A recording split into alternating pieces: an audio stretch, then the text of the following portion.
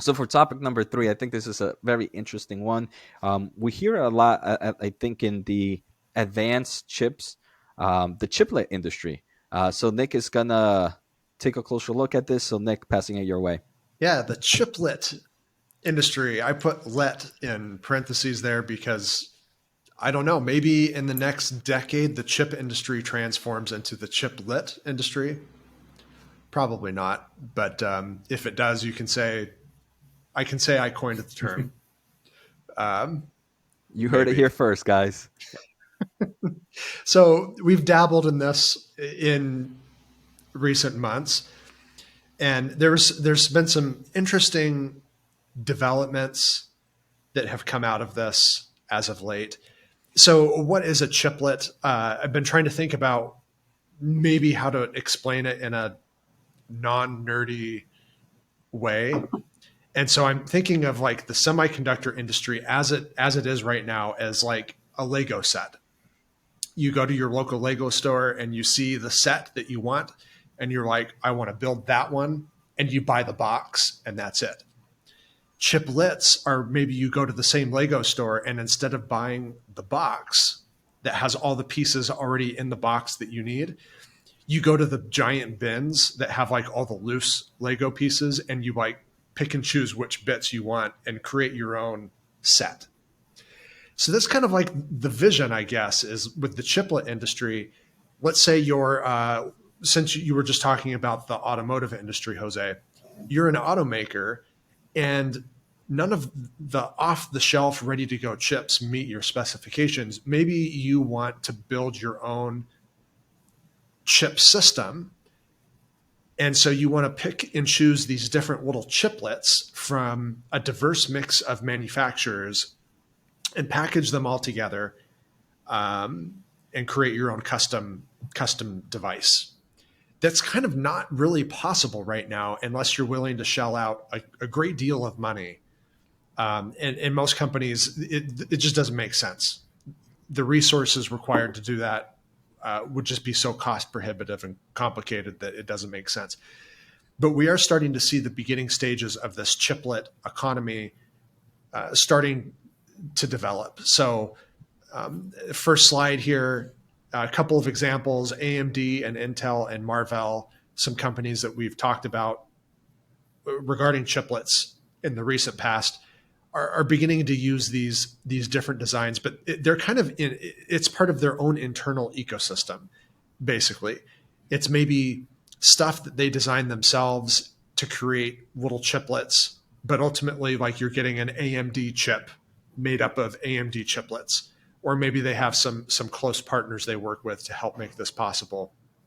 And in the near future, though, these ecosystems are beginning to develop a chiplet consortium, you could say. And maybe some of the earliest examples are Samsung and Taiwan Semiconductor Manufacturing, TSMC, two companies that kind of lead the way currently in chip manufacturing. So I pulled a couple of pictures here specifically from TSMC to kind of illustrate what this would look like. On the first page, they have a couple of different solutions for their customers that want to develop and ultimately manufacture these chiplet systems. They're on the left, they're chip on wafer on substrate. You can see like the little mini chiplets there, the SoC, system on chip. HBM is high bandwidth memory. And they kind of package these things together on a little substrate of sort before it goes on. Excuse me, I guess you could say a substrate before it goes on the actual substrate. On the next page, some more examples of what this would look like. Basically stacking multiple chips on top of each other, or maybe multiple chips and then interconnecting them with each other. And then a third example here, they have this new thing that they announced late last year called 3D Fabric, TSMC 3D Fabric. And basically, they've pulled together a bunch of customers throughout various parts of the semiconductor supply chain to create again, this consortium, this chiplet consortium, where a customer could say, "Hey, there's nothing out there really in existence that meets my specifications. There's nothing out there that I want that perfectly meets my wants." So maybe they approach TSMC and say, "Hey, do you have like some partners I can work with that can provide me these chiplets, and then you can manufacture them, and then ultimately it gets packaged for me and it's ready to go." Again, maybe it's an automaker. So they have this consortium um, built up. So it's kind of interesting. Again, it's maybe not the fully fledged vision of what the chiplet economy would look like. And a lot of that, again, has to do with the fact that, chip makers aren't designing stuff thinking about, hey, what does my competitor use as far as specifications? Let's make sure that our competitors' chips are compatible with our chips. Obviously, that's not necessarily what everyone wants to do, but we are beginning to see certain companies like TSMC start to push this because it's what customers ultimately need and want. So I guess to make this an actual investment discussion, my question to you guys is: do you have a specified bet on who you think could win from this future chiplet economy? I want to thank the Motley Fool for sponsoring this video, and check out fool.com/Jose for the 10 best stocks to buy now. With that link, you get a promotional offer for their subscription service. Now, let's continue with today's episode. Yeah, well, chiplets will require much more in terms of advanced packaging intensity in order to package these things together in new and different ways. Two companies I've talked about in the past are that BE Semiconductor, Bessie in Europe, and then KLIC and SOFA. KLIC and SOFA is more traditional packaging equipment, but they also have advanced packaging that's a smaller portion of their business, and that's growing. Being the stingy value investor I am, I like KLIC and SOFA because it's much cheaper than BE Semiconductor over in Europe. And if advanced packaging takes off and KLIC is the ticker symbol KLIC, can get some of those design wins with some of their new technology, it could be a big deal, I think, given how cheap the stock is. I see you like the software companies, however, Nicholas. I do. Let me ask Jose first. I'm going to punt for just a moment. So, Nick, I don't think I have one at the moment in forms of the packaging, but as an investment, thinking a little bit more of investments, I think this can change the way it can definitely impact the manufacturing players a bit. For example, we know Intel is focusing on building their foundry business, and one thing that Intel has kind of really just pretty much thought about is making CPUs, right? Just CPUs in general. That's been them. So I can see a world where maybe a company goes and, hey, I wouldn't mind my CPU core being made by Intel's foundry business because they know how to do this properly. But I believe that TSMC is great at building a GPU node. So if I want to create a CPU GPU product, um, I, I now don't have to stick with one player. I can go try with multiple players. So I think this is going to change a bit of the business model for a lot of the manufacturing phase if it does kind of come true. And obviously, we don't know how much. If it's just going to be a few specific chips, or if it eventually this chiplet's going to take over the whole chip industry, like Nick mentioned, and eventually become the chiplet industry. So it can definitely be almost a non-mover for foundry business, or it can definitely impact their overall business model in the future. So that's where I see it right now. So passing it back to you, Nick.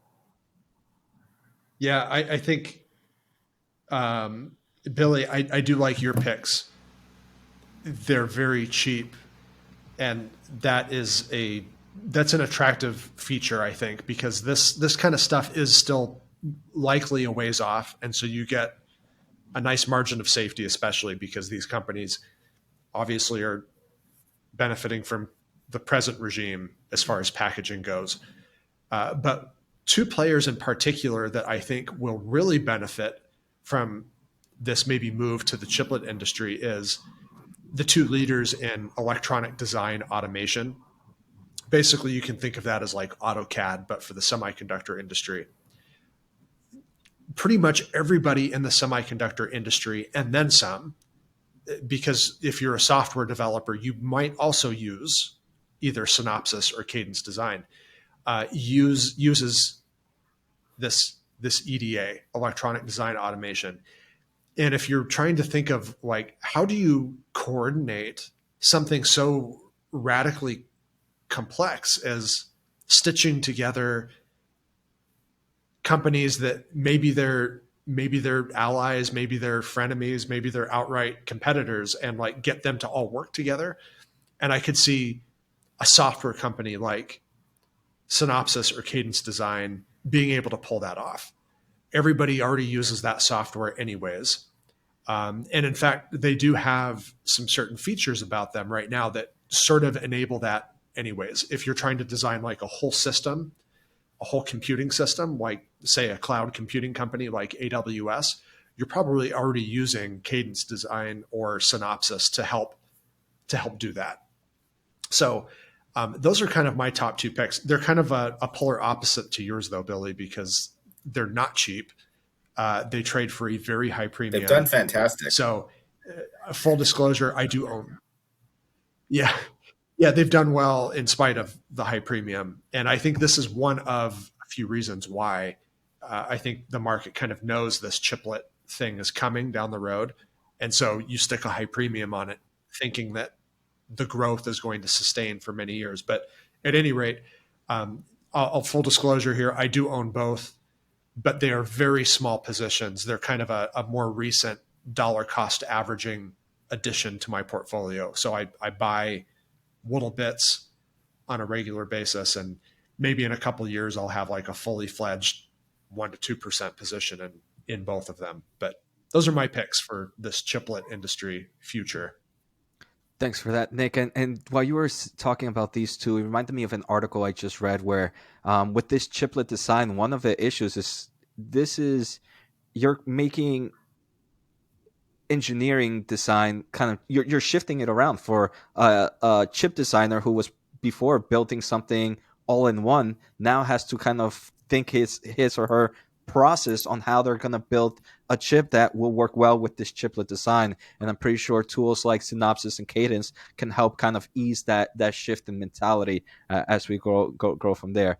So thank you, Billy. Thank you, Nick, for sharing some of your opportunities in this market.